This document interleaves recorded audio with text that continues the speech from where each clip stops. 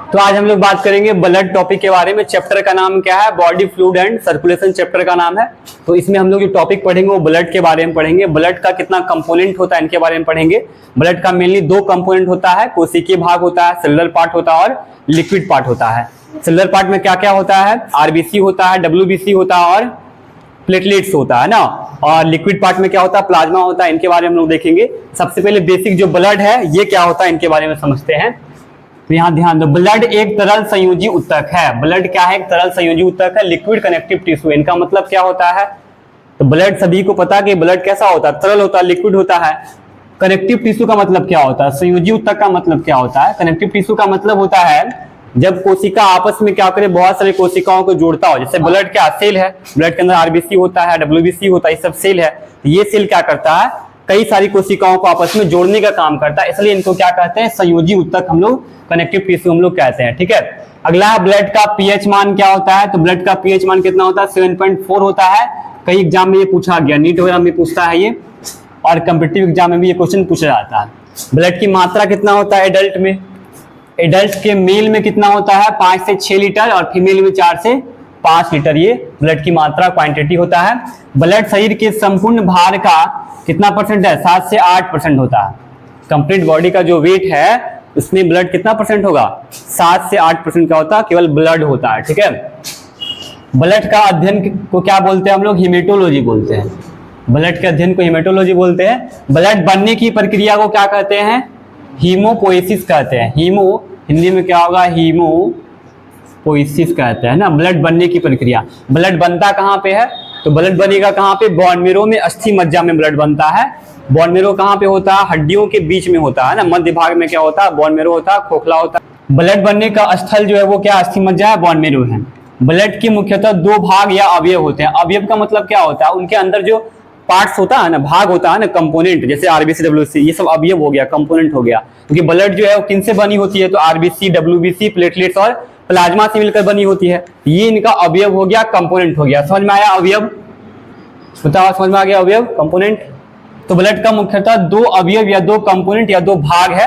पहला कोशिकीय भाग, दूसरा क्या? द्रव्य भाग है। तो कोशिकीय भाग को इंग्लिश में क्या बोलते हैं? सेलुलर पार्ट बोलते हैं। और द्रव्य भाग को क्या बोलते हैं? लिक्विड पार्ट बोलते हैं। कोशिकीय भाग में क्या क्या होता है? तो आरबीसी होता है, डब्ल्यूबीसी होता है और प्लेटलेट्स होता है। आरबीसी का फुल फॉर्म क्या होता है? रेड ब्लड कॉर्पसल्स या रेड ब्लड सेल होता है। हिंदी में क्या बोलते हैं? लाल रक्त कोशिका बोलते हैं ना। और डब्ल्यूबीसी का क्या होता है? व्हाइट ब्लड सेल, या हिंदी में क्या बोलते हैं? श्वेत रक्त कोशिका बोलते हैं। प्लेटलेट्स का प्लेटलेट्स ही होता है ना। और द्रव्य भाग में क्या होता है? प्लाज्मा होता है। तो कोशिकीय भाग का कितना परसेंट होता है ब्लड में? 45% होता है। और द्रव्य भाग कितना होता है? 55% होता है। मतलब आरबीसी, डब्ल्यूबीसी, प्लेटलेट्स ये तीनों मिलाकर के 45% हो जाएगा। और प्लाज्मा केवल कितना होगा? 55% हो जाएगा ना। तो सबसे पहले हम लोग प्लाज्मा के बारे में पढ़ेंगे कि प्लाज्मा क्या होता है, इनका क्या भूमिका है ब्लड के अंदर, इनके बारे में समझेंगे। तो प्लाज्मा टॉपिक है यहाँ पे, इनको हम लोग समझेंगे। प्लाज्मा संपूर्ण ब्लड का 55% होता है ना। कितना होता है? 55% होता है। प्लाज्मा हल्के पीले रंग का गाढ़ा क्षारीय द्रव होता है। प्लाज्मा के अंदर अब क्या क्या होता है इनके बारे में देखेंगे। प्लाज्मा के क्या क्या कंपोनेंट हैं। ठीक है। कंपोनेंट ऑफ प्लाज्मा मतलब प्लाज्मा के अंदर कौन कौन से पदार्थ, इनऑर्गेनिक पदार्थ और ऑर्गेनिक पदार्थ पाए जाते हैं। सबसे पहले सबसे ज्यादा जो प्लाज्मा में होता है वो वाटर होता है, H2O होता है। जो कितना परसेंट होता है? 90 से 92% क्या होता है? केवल पानी होता है, वाटर होता है। किसमें? प्लाज्मा के अंदर। ठीक है। और फिर 8 से 10% क्या होता है? सॉलिड भाग होता है, ठोस भाग होता है। इसमें प्लाज्मा के अंदर, रे इधर देखो ना तुम, ठीक ना। 8 से 10% क्या होता है? सॉलिड पार्ट होता है। तो सॉलिड पार्ट में हम लोग देखेंगे क्या क्या होता है। सॉलिड पार्ट में, सॉलिड पार्ट को दो भागों में बांटा गया, एक अकार्बनिक भाग, दूसरा कार्बनिक भाग ना। तो अकार्बनिक में क्या क्या होता है? कैल्शियम होता है, मैग्नीशियम होता है और सोडियम होता है, पोटेशियम होता है, आयरन होता है, साल्ट होता है, कुछ गैसेस भी होता है, O2 और CO2 होता है ना। ये इनऑर्गेनिक पार्ट हो गया। किनका? प्लाज्मा का। प्लाज्मा के अंदर जो इनऑर्गेनिक पार्ट होता है ये सब होता है, कैल्शियम, मैग्नीशियम, सोडियम, पोटेशियम वगैरह होता है ना। और कार्बनिक भाग में क्या क्या होता है? विटामिन होता है, न्यूट्रिएंट्स होता है। एक्सक्रीटरी प्रोडक्ट में NH3 हो जाएगा, यूरिया हो जाएगा, यूरिक एसिड हो जाएगा। एक्सक्रीटरी प्रोडक्ट में क्या होता है? उत्सर्जी पदार्थ, बेकार पदार्थ ना, जिनका ब्लड में कोई काम नहीं है, तो वो भी इनके अंदर होता है। NH3 हो गया, यूरिया हो गया, यूरिक एसिड हो गया, ये सभी क्या? एक्सक्रीटरी प्रोडक्ट है। ठीक है। हार्मोन्स भी इसमें होता है, कुछ हार्मोन का मात्रा भी इसमें होता है। किसमें? प्लाज्मा के अंदर। प्लाज्मा के अंदर प्लाज्मा प्रोटीन भी होता है। क्या होता है? प्लाज्मा के अंदर प्लाज्मा प्रोटीन भी होता है। तो प्लाज्मा प्रोटीन में कौन कौन सा प्रोटीन होता है इनके बारे में देखेंगे। तो प्लाज्मा प्रोटीन में मुख्यतः 4 तरह का प्रोटीन होता है। पहला है प्रोथ्रोम्बिन, ये 0.3% होता है।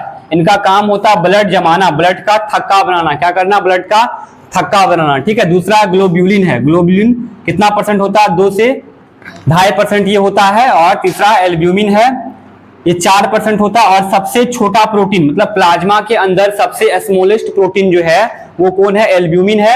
इनके बाद है फाइब्रिनोजिन, फाइब्रिनोजिन कितना होता है? 0.3% ये भी होता है, ठीक है। ये भी क्या करता है? ब्लड को जमाता है। और सबसे बड़ा प्रोटीन जो है, लार्जेस्ट प्रोटीन जो है प्लाज्मा के अंदर, ये फाइब्रिनोजिन है, ठीक है। ये था प्लाज्मा के बारे में। इसके बाद हम लोग बात करेंगे आरबीसी के बारे में, फिर डब्ल्यूबीसी और प्लेटलेट्स के बारे में पढ़ेंगे। पहले अभी प्लाज्मा हम लोग पढ़ लिए थे, अब हम लोग बात करेंगे आरबीसी के बारे में। क्या होता है आरबीसी, इनको समझेंगे, ठीक है। ये देखते हैं आरबीसी क्या होता है। आरबीसी का निर्माण की बात करें, निर्माण कहाँ इनका होता है? तो बोन मैरो में होता है। बोन मैरो को हिंदी में क्या बोलते हैं? अस्थि मज्जा बोलते हैं ना। तो अस्थि मज्जा कहाँ होता है? हड्डियों के मध्य में क्या होता है? खोखला जगह होता है, वहीं पे क्या होता है? अस्थि मज्जा होता है, बोन मैरो होता है। और वहीं पे ब्लड का निर्माण होता है। तो ब्लड का निर्माण बोन मैरो में होता है। और ब्लड का मृत्यु कहाँ होता है? स्प्लीन में होता है। कहाँ होता है? स्प्लीन में इनका मृत्यु होता है ब्लड का, ठीक है। और ब्लड जो है वो अतिरिक्त ब्लड जो जमा कहाँ पे होता है? जमा भी स्प्लीन में ही होता है। इसलिए स्प्लीन को ब्लड बैंक भी हम लोग कहते हैं। क्या कहते हैं? ब्लड बैंक भी कहते हैं। तो वहां भी जाते हैं, इधर देख लेते हैं पहले।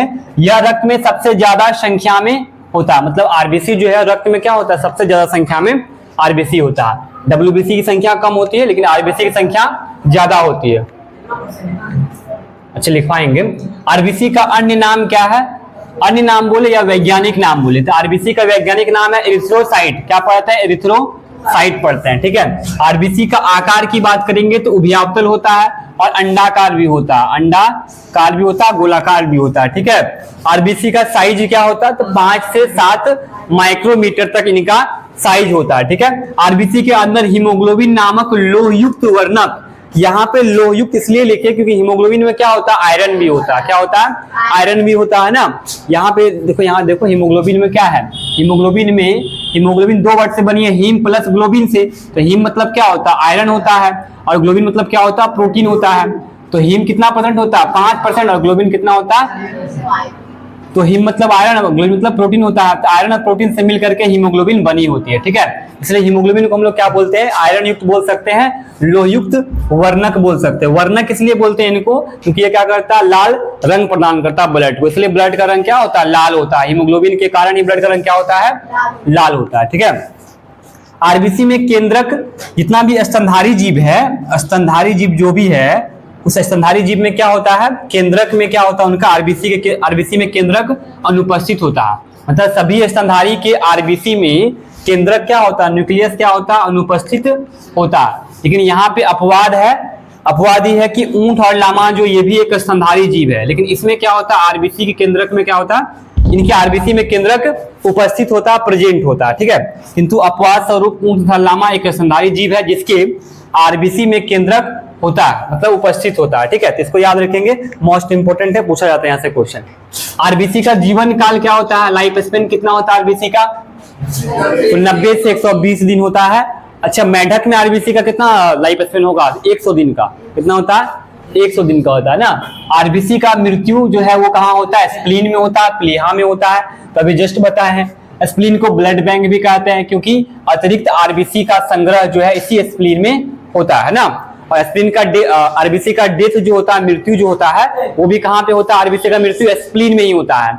इसलिए स्प्लीन को आरबीसी का कब्रिस्तान भी कहते हैं। क्या कहते हैं? आरबीसी का कब्रिस्तान भी हम लोग कहते हैं, ठीक है। तो ये समझ में आ गया। हीमोग्लोबिन 2 वर्ड से बनी होती है, हीम प्लस ग्लोबिन। हीम मतलब आयरन, ग्लोबिन मतलब प्रोटीन होता है। 5% हीम हो जाएगा। ग्लोबिन O2 तथा CO2 को बाइंड करता है, ये पहले ही बता दिए। जब हीमोग्लोबिन क्या करता है? O2 को बाइंड करता है तो ऑक्सी हीमोग्लोबिन बनाता है, और जब CO2 को बाइंड करता है तो क्या बनाता है? कार्बोक्सी हीमोग्लोबिन बनाता है ना। ये फेफड़ों में होता है, कहाँ पे होता है? लंग्स में होता है, ठीक है।